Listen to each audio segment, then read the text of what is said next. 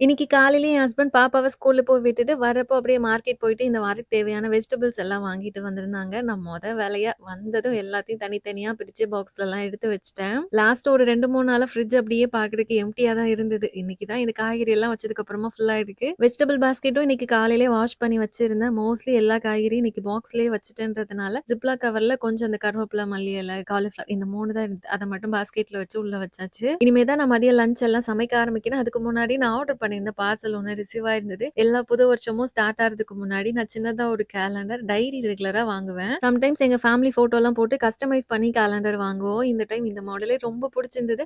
Fridge மேல வச்சா அழகா இருக்கும்னு சொல்லி இதுதான் வாங்கியிருந்தேன். அடுத்து இதுதான் அந்த பிளானர் டைரி. டெய்லியும் என்னென்ன ஒர்க் எல்லாம் பண்ணணும், இல்ல வீக்லி ஒன்ஸ் இந்த ஒர்க் எல்லாம் பண்ணணும்.